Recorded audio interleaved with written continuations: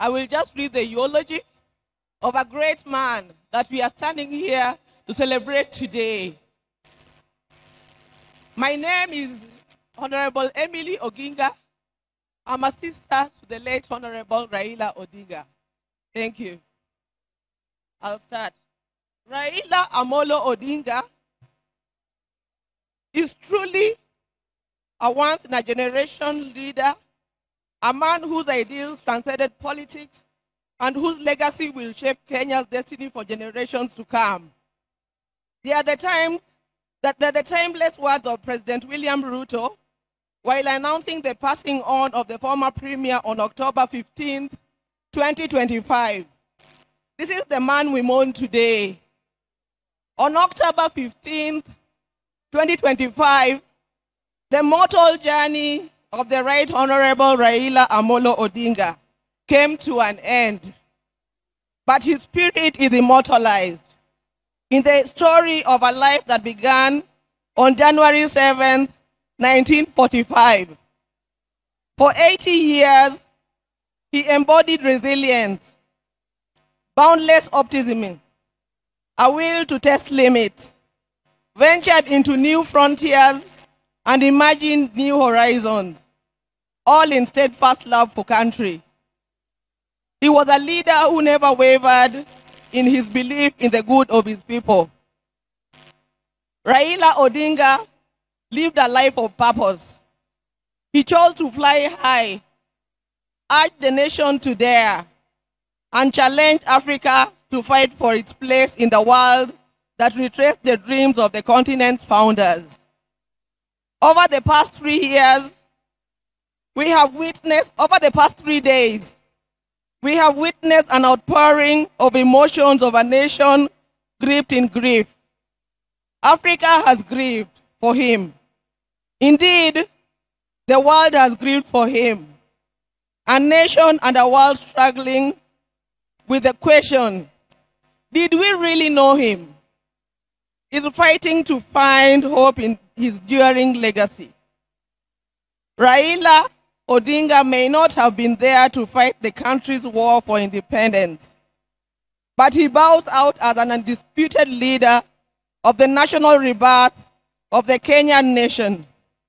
He easily became the bridge between our generation and that of his father, the late Jaramogi Oginga Odinga, who fought for our country's independence from colonialism.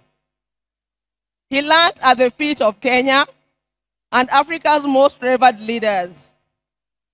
He witnessed the liberation ideals and struggles of Pan-African heroes, including his father Jaramogi, Jomo Kenyatta, Julius Nyerere, Kwame Nkrumah, Gamal Abdel Nasser, and Kenneth Kaunda, among others. He followed and internalized Nelson Mandela's struggles and agreed with his philosophy that courage was not the absence of fear, but the triumph over it, that the brave man is not he who does not feel afraid, but he who conquers that fear. Raila conquered fear and mastered courage. Possibility of death in pursuit of an ideal was not a reason for Raila to retreat, for he also internalized William Shakespeare's words that cowards die many times before their death, and the valiant never taste of death but once.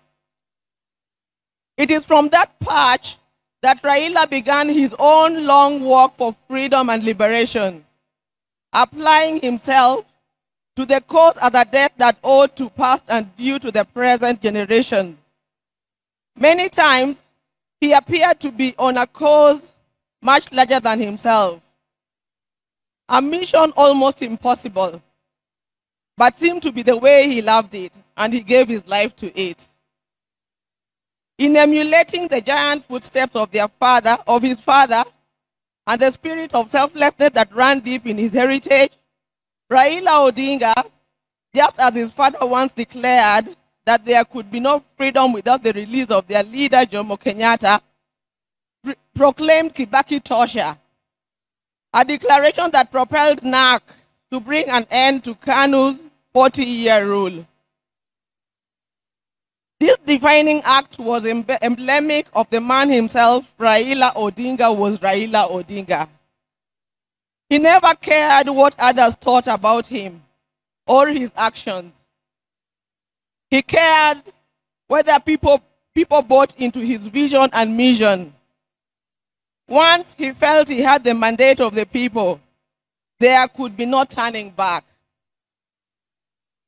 In the process, he became Kenya's ultimate political prisoner and one of Africa's best-known freedom fighters, a dedicated and down-to-earth servant of the people of Kenya, a headache to the corrupt elite, and a beacon of hope for those struggling for freedom not only in Kenya but across Africa and beyond. Generations to come will honor him and offer gratitude. Raila Odinga cared deeply about Africa and worried eternally about its decline. For that, he applied himself to peace and reconciliation missions across the continent whenever called upon. During the 1990s, he worked closely with the International Republican Institute as a resource person for peace and conflict resolution in the war-torn countries of Mozambique and Burundi, and offered similar support to peaceful electoral processes in Nigeria and Zimbabwe. He mastered Africa's conflicts and the forces and issues behind him. The highest executive position he ever rose to was that of the Prime Minister of the Republic of Kenya. Following the signing of a National Accord and Reconciliation Act of 2008, which created the office to facilitate power sharing after the controversial 2007 elections. Earlier, he had served as a member of parliament for Lang'ata constituency within the city of Nairobi from 1992.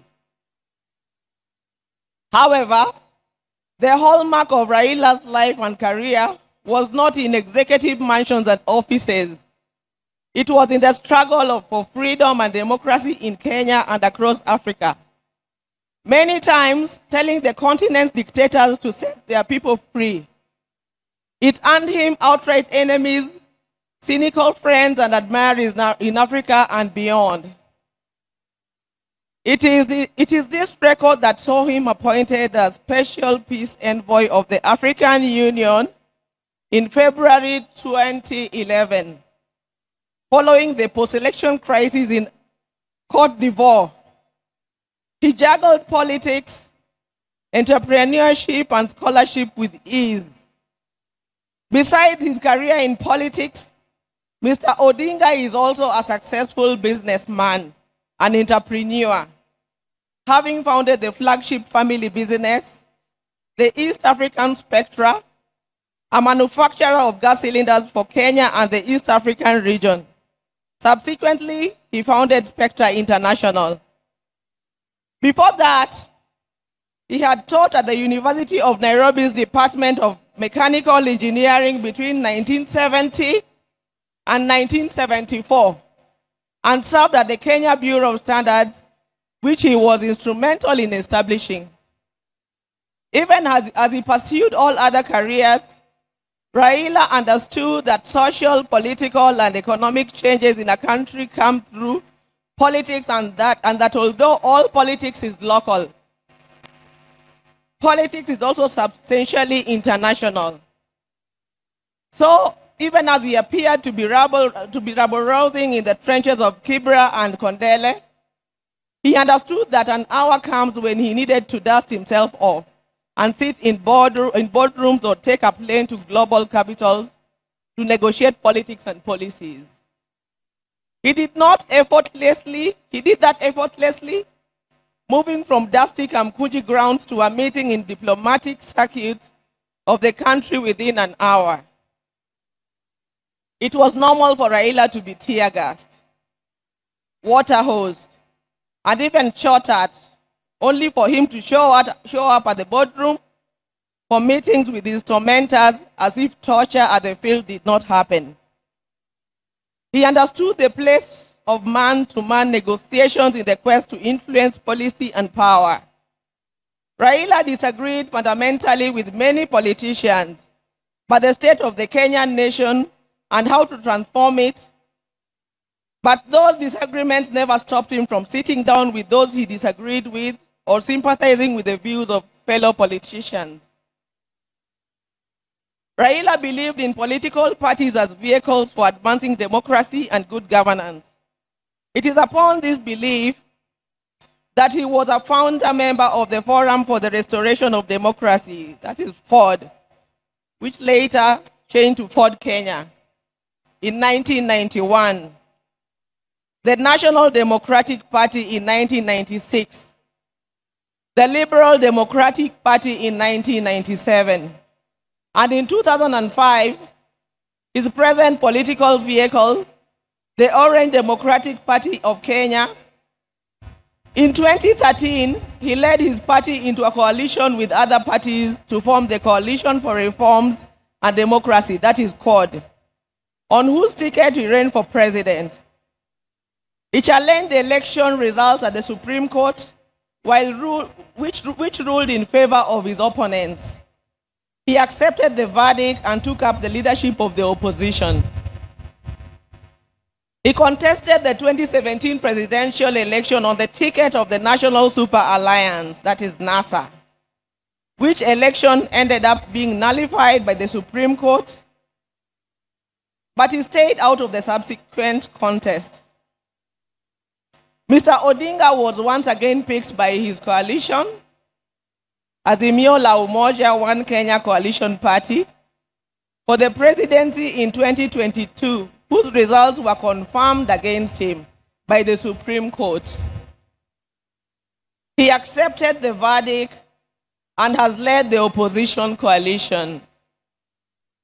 Raila's early life prepared him to be a consummate African and citizen of the world, with early education in Kisumu and Siaya before leaving for Germany, where he began his high school education at the Herder Institute in Leipzig.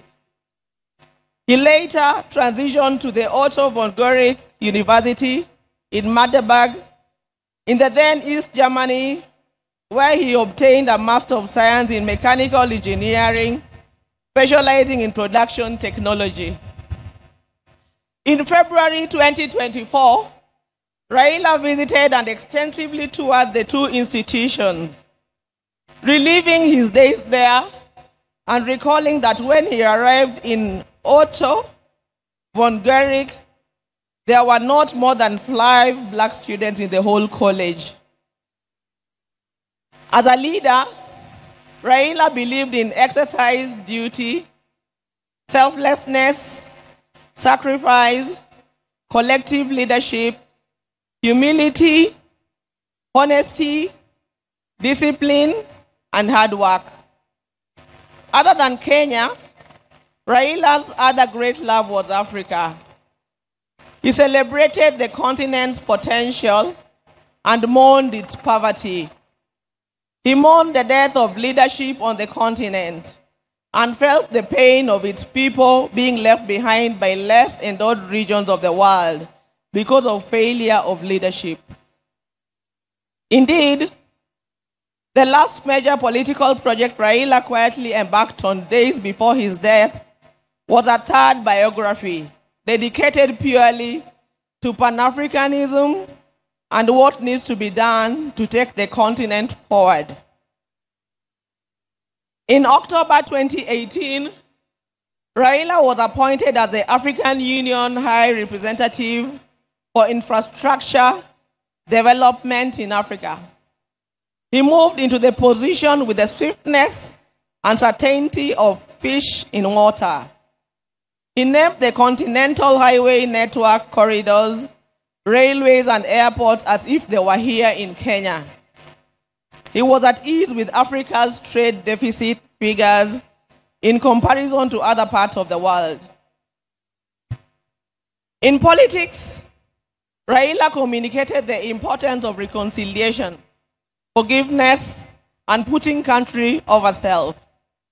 He forgave his jailers and worked with them to move the country forward.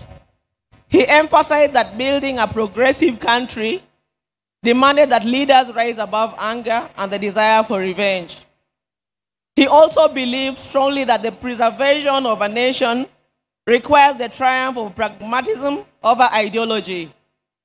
That when the nation is under extreme threat, leaders must embrace extreme compromise. He believed power was not an end, but a means to an end, and it should be used towards the desired end. He believed power should be used to ensure the existence of the nation, not the demise of the nation. He wanted power to be used to ensure progress, prosperity, and peace of any among nations, and not for any causes that would yield contrary outcomes.